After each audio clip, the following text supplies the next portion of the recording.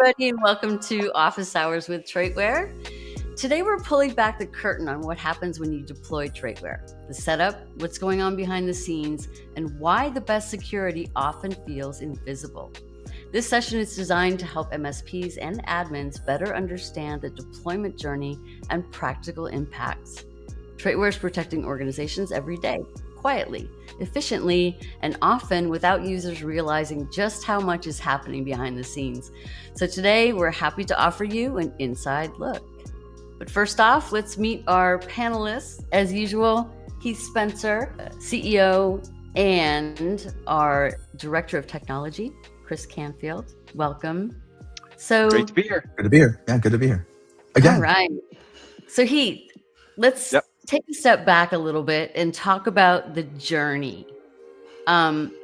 People talk about going passwordless. So can you tell us a little bit about where companies should start on that journey? Whether you're looking at regulatory compliance requirements or cyber insurance requirements, the requirements are not to go passwordless. The requirement is actually to implement multi-factor authentication. Organizations like CISA and others, and we're even starting to see language written in cyber insurance policies that are starting to define, strong multi-factor authentication, or otherwise in marketing terms, phishing-resistant multi-factor authentication. So we have to move to ways to authenticate a user, multiple factors of authentication that eliminate shareable secrets. So an easy way to explain that in simple terms is to go passwordless. But not all passwordless is created equal, because just going passwordless doesn't mean you implemented multiple factors of authenticating. It's really Elizabeth or it's really Chris accessing this thing. And you need to do all of those things leveraging modern technology that make it invisible to the user. So when a user gets to use TraitWare, they think, well, I just pick up my phone, it scans my face just like I open up my iPhone or my Android phone. It's simple, it's fast, it's done.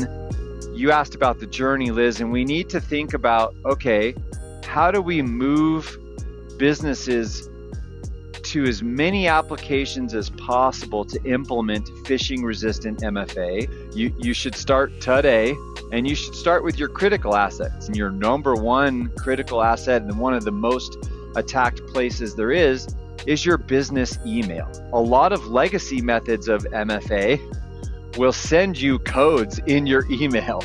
So attackers know this, and they also know that you will share documents in your email. Now, the great news is the two most popular email platforms, Office 365 and Google Workspace, have modern authentication availability, and things like TraitWare can work with those immediately. 80 to 90% of your business applications, we can move to passwordless MFA. And the legacy applications, so anywhere that you can't use phishing-resistant MFA, you need to use app-based one-time passcodes. TraitWare can be your one source for both.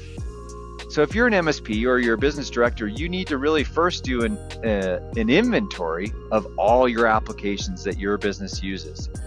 Which ones have SSO standards, which ones don't. Implement phishing-resistant MFA for all the ones that have SSO standards. Implement app-based OTP for any of the ones that don't. And then once you get that journey going, you can then evaluate, and I have a stance in our company of we won't purchase any new products unless they have an SSO standard. Let's take a CRM tool, for example. If you're evaluating a CRM tool, or if you're using one today and it doesn't have SSO available, there are 10 other choices that do. We're here to partner with you. We're here to work through this together. You don't have to know how to do all this stuff. That's absolutely fine. We're the experts. Show us what you've got, and we'll provide what we think is a good roadmap for you to get passwordless. We'll start off simple, like Keith was saying. We'll start off with email, and we'll then move to the other applications, and you'll slowly transition, or quickly, depending on your comfort level. And then we'll finally get those last stragglers. You'll either flip them out for ones that can support a service like TraitWare, where we can get you passwordless and get you fully protected, or you'll use an OTP until those existing applications start to implement something more modern. Let's talk about what happens and what people should expect when they decide to use or deploy TraitWare. It's really as simple as you install a mobile app. In this case, it's the TraitWare mobile app. You register your account the first time, and then you have this secure key, right? So as we talked about, we have to move you to multiple factors that are invisible so that you can't share them, right? So on most people's phones today, they're using biometrics. On an iOS phone, that's predominantly Face ID. Android has still a pretty good mix of either your fingerprint or facial recognition.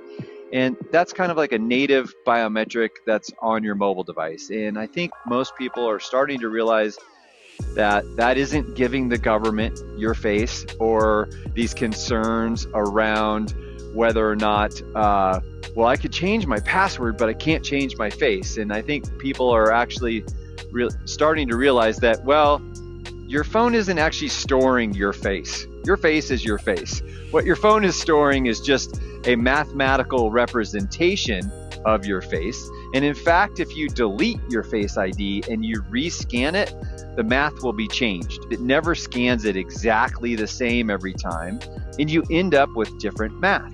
So unlike some of the scary things that are being proposed in other countries with digital ID, they want control of the math, and they want you to turn over the math to them. But when it's on your phone and it's stored on your phone, you stay in possession of it and in control of it and can delete it, right? So you go get a new phone, you start over, right? It's new math, and you control that. We're creating a set of special device keys. This is the cryptography stuff, the behind the scenes, like the super math stuff that's going on. A connection between your phone, your unique phone, and our authentication server at TraitWare. And every time you log in, we're making sure that everything lines up just right so that you are really who you are. We look at a little bit of device stuff, nothing, no personal information, nothing like that. Looking at a little bit of unique, that's where the TraitWare thing comes in, a little bit of your device traits. So we're kind of looking at that and seeing how that changes over time. And it's okay that it changes over time because you're changing over time.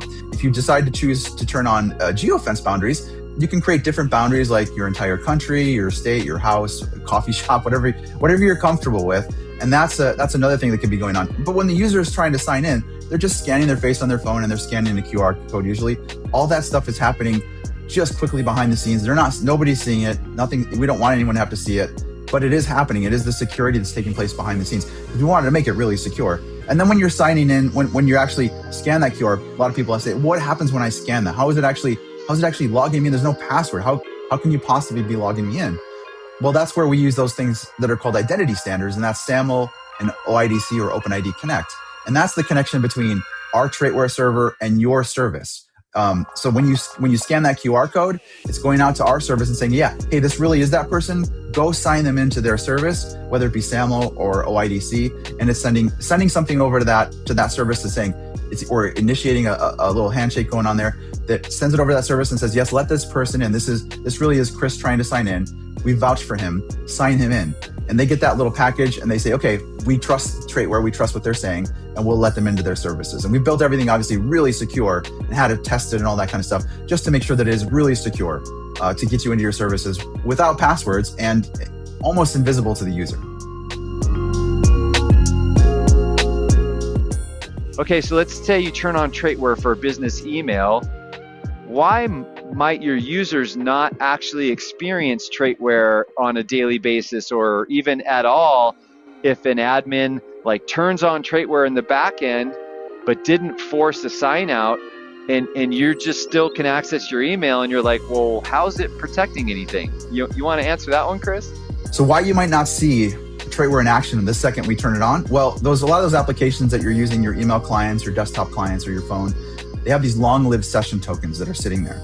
And once you've authenticated the old way, probably using a password, maybe you have MFA with an OTP or something on top of it, it's going to create that session. That's pretty good because it's protected. You're good. You're locked in. And when you turn TraitWare on, it's only going to ask you to log in again with TraitWare if you've been signed out or your session is expired or something like that. So you might think, well, why aren't I seeing it all the time? You can sometimes configure it so that you do see it every time. But here's what you're not seeing. You're not seeing the bad guys getting blocked. That's the thing. So not only are you making it so that your users have to log in a secure way, you're making sure that everybody else cannot log in at all.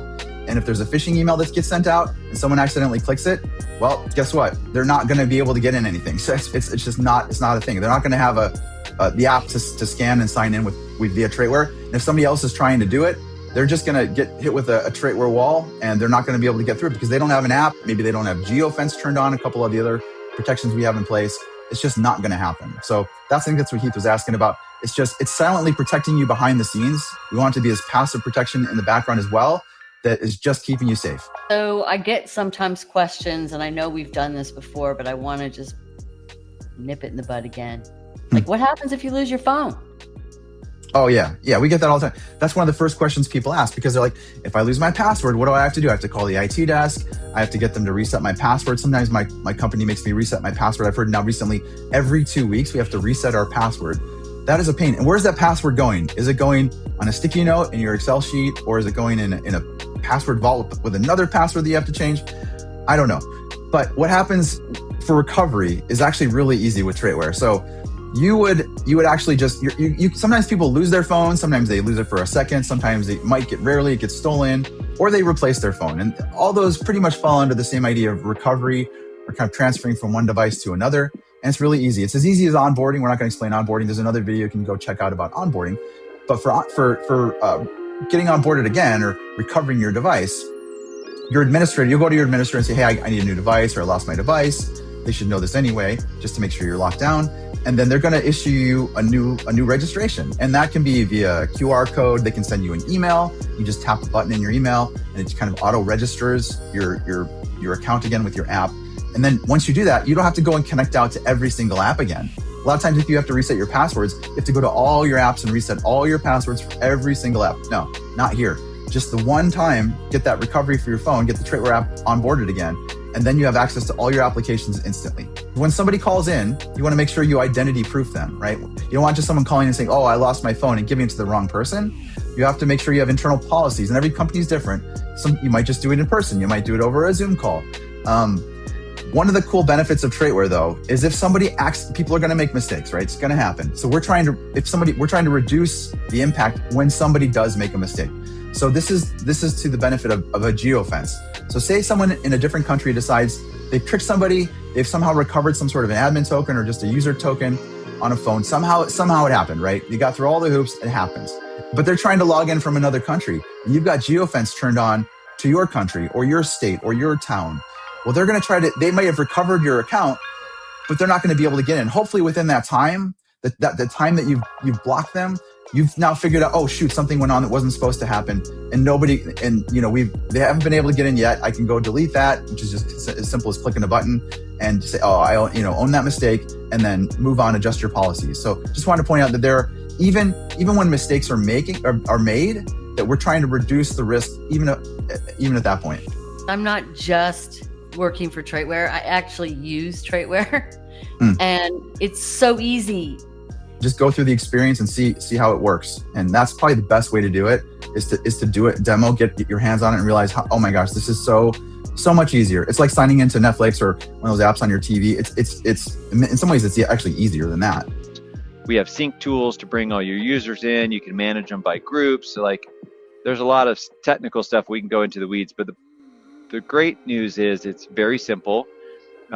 Chris is excited to announce that for Windows operating systems, that's going to be click deploy to thousands of endpoints, basically. We've really delivered awesome automation around that. You can use your RMM tools, whether that's Intune or Kaseya or Ninja or whatever RMM tool you're using as an MSP to push out the software, and then your users take a single step and can turn on TraitWare and be done for their operating system.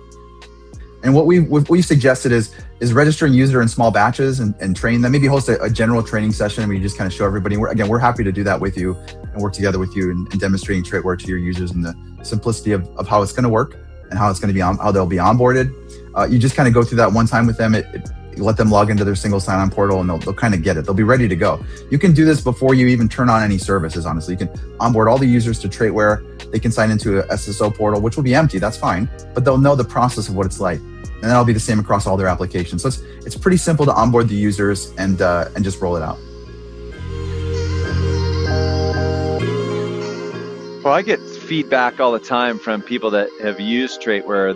The number one request is, well, how do I use this in more places, right? And that to me tells me that it's working really well, because they're actually more frustrated about not having TraitWare in front of more applications, right? So those legacy applications that haven't allowed us to integrate to, and they're like, how do we use it more places? Now, the great news is over the last 4 or 5 years, we've really reduced the number of applications that we can't cover today.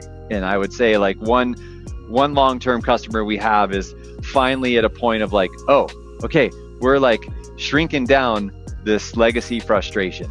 And my people, you know, he's got 150 employees all using TraitWare, and they're just like, we want to use this and I don't want to use anything else, right? Because it's so easy, and they just want it in more places. So I think that that's a success story. And you know, and I will say that there are still some legacy apps that we're kind of trying to beat over the head to be like, implement SSO, make it easier to do that. But it's getting closer. And then, right. You know, I just got requests even yesterday of like, hey, how do we turn this on for these other apps? So people are just asking to turn it on in more locations. Excellent. And how about you, Chris? I hear the same thing. It's, you know, and this happens to me, like personally, I use TraitWare all the time, obviously, to log into things, and other people do too. And then you get to a point where maybe you're doing something in your regular life and you have to log in, or your kids lose their passwords. And I get so frustrated. I'm like, this is frustrating. Yeah. But that also happens in the business world. Once you get using TraitWare, once you use one of these legacy applications, you have to go back to the old way of doing things. It becomes increasingly frustrating because we've reduced the friction so much and we've made it so much more secure. It just drives you crazy. Yeah, it's kind of like way back when we used typewriters, right? And you had to use that little corrector liquid stuff to like go back, and it's like so time consuming. White out. And recovery is a pain. Everything is just you're like, oh my gosh. I'm like telling my kids all this. I do this at home. Maybe this is a little prideful, but I say, you know, Dad created this stuff that makes this not a problem like years ago, and they still haven't fixed it. It drives me nuts. Yeah. So wrapping things up, last final thoughts for today. Great discussion. Any last final thoughts? My final thoughts are business leaders need to accept that what they've been doing for decades is broken and it's no longer acceptable, and that there's actually a better way, right? Even just this last week, I had a board member come to me with someone saying, well, we use this particular authenticator. Great. You use that with a password, correct? Yeah. Then it's broken. The password's not really a factor anymore, whether they can crack it or it's just already been compromised, because we're all guilty of using the same password or a similar password across multiple platforms. It's most likely been corrupted or taken, right? So your password's not really a factor anymore. They only need to capture the extra factor. Now, I will say that using app-based MFA is extremely better than not using MFA at all, and you have to use it. But what I'm saying is you can no longer stick your head in the sand and say it's not going to happen to us, and and you can no longer say that using legacy shareable secrets at all is acceptable. And at some point, you are going to have to take ownership of there's better systems and we didn't implement it the day that it goes wrong, and you don't want to be there the day that it goes wrong. Excellent. And I like this quote: the best security doesn't get in your way, it gets out of it. It's so true. It's like, yeah, that's exactly right. So if you are an MSP or an IT lead considering TraitWare, reach out to our team. I'm sure that Heath and Chris would be happy to speak with you. We'll walk you through exactly how to get started. It's not painful, I promise. Thanks everyone for joining us today. We hope this session has been helpful. And like I said, we're always happy to chat. Have a great rest of the day, everybody. And we'll see you on the next Office Hours. Thanks, Liz.